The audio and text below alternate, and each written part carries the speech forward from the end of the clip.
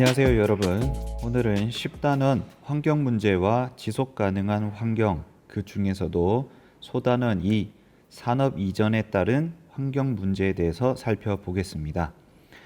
이번 단원은 저번 시간에 배웠던 기후 변화와 관련 지어서 오늘날 이제 벌어지고 있는 환경 문제에 대한 이야기를 해보려고 합니다. 이번 단원의 내용이 그렇게 외울 거리가 많거나 어렵진 않지만 그럼에도 불구하고 오늘날 우리가 살고 있는 세상에 나타나고 있는 여러 문제들이 제시된다는 점을 생각해 보면 그 중요성이 낮다라고 생각되진 않습니다. 그래서 오늘 수업도 열심히 들어주길 바랍니다. 자, 투데이 포인트입니다. 오늘 수업 주제를 크게 두 가지로 분류해 보았습니다. 하나는 1. 오늘날 환경 문제의 특징입니다. 그래서 이 주제에서는 무엇을 볼 거냐면 오늘날 전 지구적으로 벌어지고 있는 환경 문제의 특징을 간략하게 몇 가지로 한번 제시해 보려고 합니다. 그리고 두 번째 주제는 환경 문제의 지역 간 불균형입니다. 그러니까 여기에서 중요한 포인트는 지역 간에 불균형이 생기고 있다는 겁니다. 여기에서의 지역 간은 보통 선진국, 그리고 개발도상국,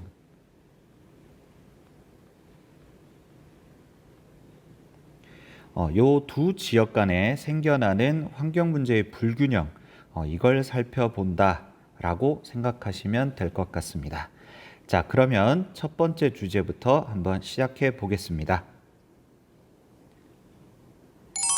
자, 첫 번째 주제, 오늘날 환경 문제의 특징입니다. 앞서 말씀드린 것과 같이 이 주제에서는 오늘날 벌어지고 있는 환경 문제의 전체적인 특징을 간략하게 한번 보겠습니다. 우선 첫 번째는 자원 소비의 증가로 환경 문제가 발생하고 있다라는 겁니다.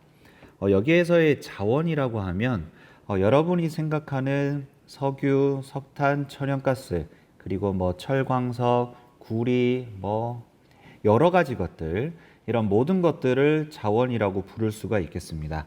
그런데 산업혁명 이후, 산업혁명이 벌어지고 난 이후 이제 선진국 그리고 개발도상국 중에서도 선진국에서는 극도의 어떤 산업화가 진행되고 도시화가 진행되면서 자원에 대한 소비량, 자원 소비량이 매우 많이 증가했습니다.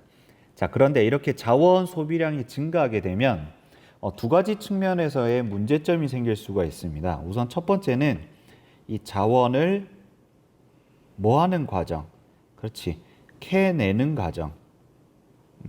좀 더 고급진 단어들이 있을 수 있겠지만 선생님은 이거밖에 생각이 나지 않네요. 자원을 캐내는 과정, 그리고 자원을 소비해서 그 이후에 생겨나는 이러한 상황, 이러한 두 가지 상황에 따라서 어떤 환경 문제가 생길 수 있다는 거죠. 그런데 과거에 비해서 오늘날 월등히 자원 소비가 많아져서 그래서 환경 문제가 생기고 있다. 여기에 제시된 내용처럼 산업혁명 그리고 기술 개발로 인해서 자원의 소비량이 늘어났다는 거죠. 그래서 자원을 캐내는 양도 많아졌을 테고, 그리고 자원을 소비하는 양도 많아지다 보니 이 두 과정에서 모두 환경 문제가 생겨난다는 겁니다. 자, 그리고 자원 개발 과정, 사용된 자원 등으로 인해서 환경 문제가 발생할 수 있다. 이렇게 제시가 되어 있네요. 자, 그리고 여기 화면에 보면 어떤 내용들이 있냐면 요 첫 번째 사진은 석유, 바다에서 석유를 이렇게 뽑아내는 과정, 이걸 우리가 시추라고 하는데, 석유를 시추하다 보면 어떤 실수에 의해서 혹은 석유가 어떤 누출되면서 이렇게 불이 붙어서 여기에 보시면 수많은 이런 연기들이 발생하는 게 보이죠. 이런 것들에 의해서 대기 오염도 될 수 있고 환경 문제가 발생할 수 있다는 거죠. 그리고 두 번째, 이 사진은 뭐냐면 여러분은 뭐 그냥 보면 그냥 땅을 팠구나라고 생각할 수 있는데 여기는 멀쩡한 환경을 뒤엎어서 어떤 자원을 캐내는 건데 어떤 자원이냐면 구리입니다. 이 구리라는 자원을 캐내려고 이렇게 땅을 파고 이 땅을 파서 내려가려면 뭐 이런 뭐 기계 큰 뭐 포크레인이나 이런 기계들이 내려가려면 길이 필요하죠. 그래서 이렇게 길을 내놓은 거예요. 그래서 땅을 계속적으로 파고 가다 보니 자연환경이 파괴될 수 있다는 거죠. 그래서 오늘날 환경 문제의 첫 번째 특징은 자원 소비량이 늘어나면서 자원을 캐내는 과정 그리고 소비된 이후 그로 인해서 환경 문제가 많이 발생하고 있다. 이렇게 생각하시면 되겠습니다. 그 다음에 두 번째 환경 문제의 특징은 이렇게 설명할 수가 있겠습니다. 오늘날 환경 문제의 두 번째 특징은 국제적으로 이동하고 있다는 겁니다. 여기에서 중요한 건 이 국제적이란 말과 이동이라는 말입니다. 과거 같은 경우에는 환경 문제가 생겨도 어떤 한 국가 내에서의 문제로 끝나거나 해결이 되었다면 오늘날의 환경 문제는 이제 한 국가만의 문제가 아니라 전 지구적인 문제가 되었다는 거죠. 특히 왜 이런 일들이 벌어지냐면 여러 가지 원인들이 있겠지만 이번 단원에서는 이 이동에 초점을 맞추고 있다는 겁니다. 무슨 말이냐? 자, 환경 문제를 유발할 수 있는 이 산업 등이 개발도상국으로 이전하고 있다는 거죠. 그러니까 원래는 선진국에 많았던 어떤 공해를 유발하고 그다음 뭐 토양이나 이런 걸 오염시켰던 이런 산업들, 이 산업이라고 하면 조금 머리 아플 수 있는데 여러분 그냥 연기 많이 내뿜는 공장들 떠올리시면 됩니다. 이런 공장 등이 이제 선진국에 남아 있지 않고 국제적으로 이동했는데 어디로 이동했느냐? 개발도상국으로 이동했다는 거죠. 그다음 선진국에서 발생하고 있는 이 폐기물들, 이 선진국 국가에서 발생한 폐기물을 자기 나라 안에서 처리하고 재활용하고 이렇게 해결하면 되는데 선진국 내에서는 이 폐기물들이 너무 많이 나오다 보니 이걸 다 어떻게 한다고? 개발도상국으로 수출하고 있다는 겁니다. 선생님 여기서 이 폐기물을 수출한다는 말이 과연 단어가 적절한 겁니까? 근데 실제로 여러분 이런 수출이 벌어지고 있습니다. 선진국에서는 폐기물을 처리하는데 여러 가지 환경적인 규제도 있고 그 다음에 이런 폐기물을 처리하는 장소를 짓는데 주민들이 싫어하기 때문에 그 폐기물 처리장을 또 짓기도 어려워요.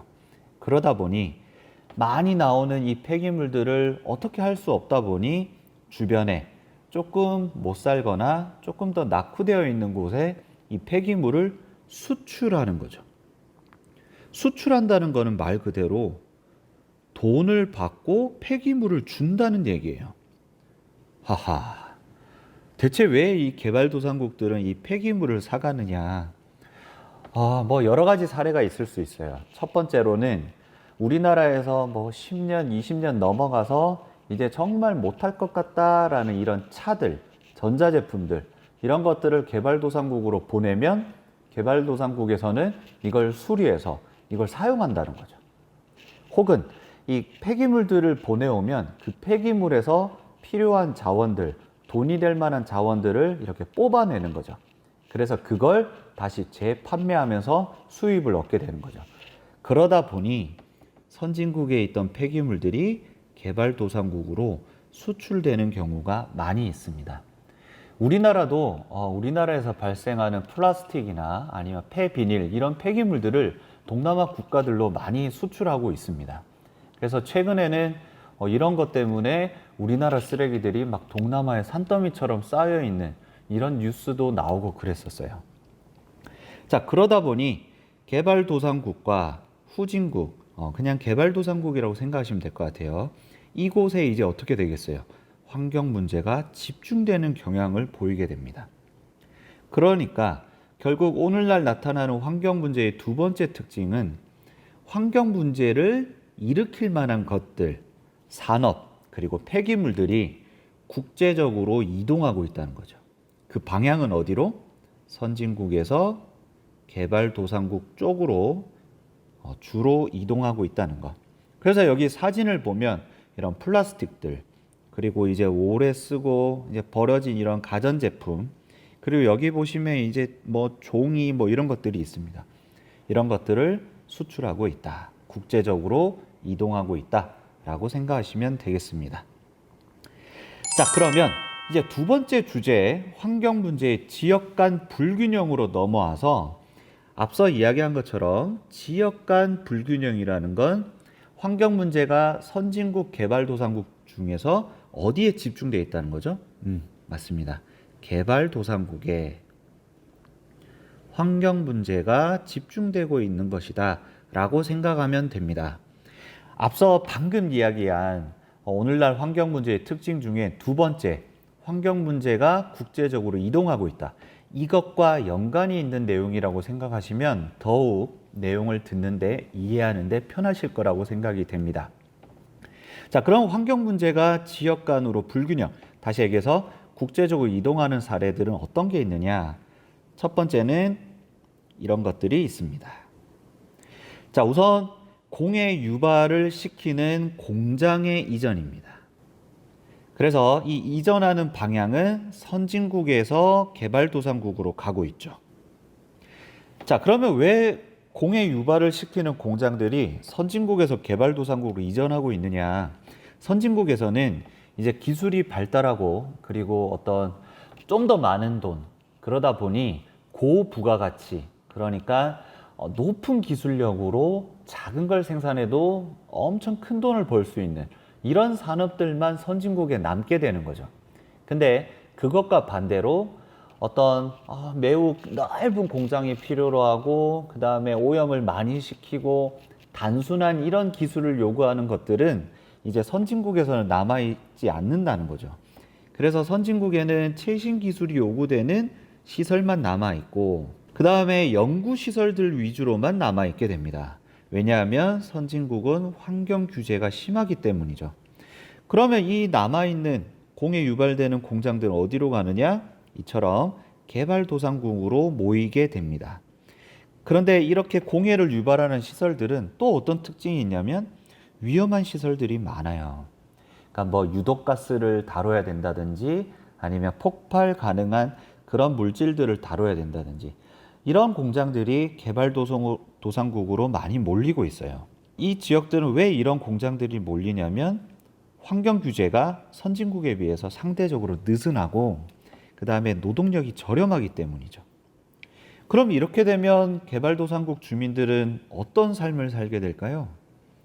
그렇죠. 토양과 하천의 오염이 심화될 테고 사람들이 살고 있는 생활환경 주변에 이런 공해를 유발하고 위험한 시설들이 지어지다 보니까 이제 주민들의 생활환경이 위협을 받을 수가 있습니다. 자, 그리고 두 번째 지역 간 불균형 문제는 전자쓰레기의 이동입니다. 선생님이 앞서 얘기한 것처럼 선진국에서 발생한 수많은 가전제품, 자동차 이런 것들을 이제 선진국에서 개발도상국으로 이동시키는 거죠.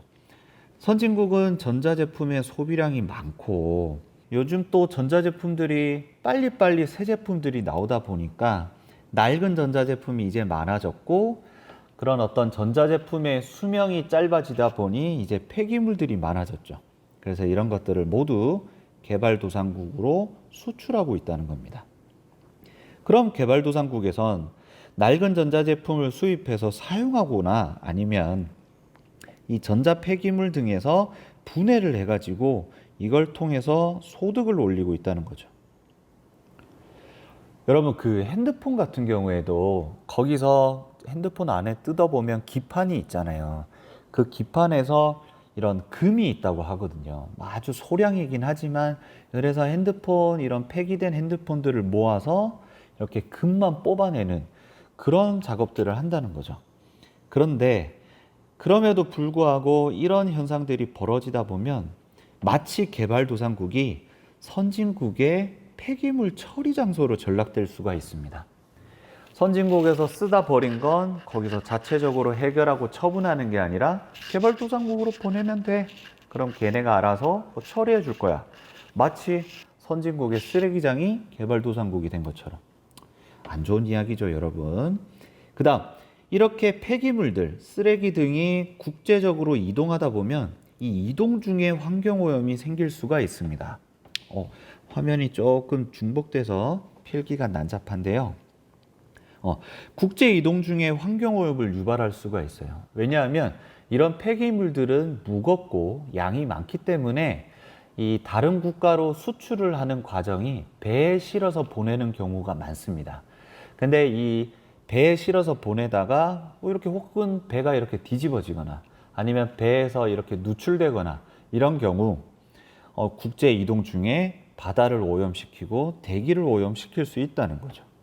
그래서 이런 전자 쓰레기의 이동으로 인해서 개발도상국들이 선진국의 처리 장소로 전락될 수도 있고, 그 다음에 국제 이동 중에 환경 오염도 유발할 수 있다는 거 알아뒀으면 좋겠습니다. 그리고 세 번째 지역 간 불균형 문제는 농장의 이동입니다. 선생님, 이 농장이 이동하는 거는 딱히 환경 문제를 일으키지 않는 거 아닌가요? 라고 질문할 수 있는데 이것 또한 마찬가지입니다. 선진국에서 개발도상국으로 이 농장들이 이전하고 있는데 선진국의 경우에는 노동비가 워낙 비싸요. 그리고 도시화율이 높다 보니 농장을 확보하는 게 어렵죠. 그러니까 선진국에서는 이제 농장을 대규모로 어떻게 운영하기가 힘든 상황이죠. 그런데 이러한 농장들을 다 어디로 보낸다고요? 개발도상국. 개발도상국 중에서도 기후가 어떤 곳? 기후가 괜찮고 적절한 곳. 이때 괜찮다는 건 농사 짓기에 좋다는 소리겠죠. 자, 그럼 이 개발도상국들은 2차, 3차 산업의 비중이 낮죠. 그러니까 상대적으로 노동력의 값도 저렴하고 그 다음에 농장 확보가 유리하겠죠. 그래서 선진국의 대기업들이 이 개발도상국에 들어와서 농장을 운영하고 있습니다. 여러분 예전에 배웠을지 모르겠지만 플랜테이션이란 거 기억하시나요? 이런 것들이 바로 이런 농장 이전의 사례라고 보셔도 될 것 같습니다. 자, 그런데 이렇게 농장이 이전하는 게 과연 문제를 일으키느냐? 그렇죠. 농업도 과도하게 그리고 소규모가 아니라 내가 먹을 것만 재배하는 게 아니라 판매를 목적으로 대규모로 과하게 농사를 짓다 보면 이 산림이 파괴됩니다.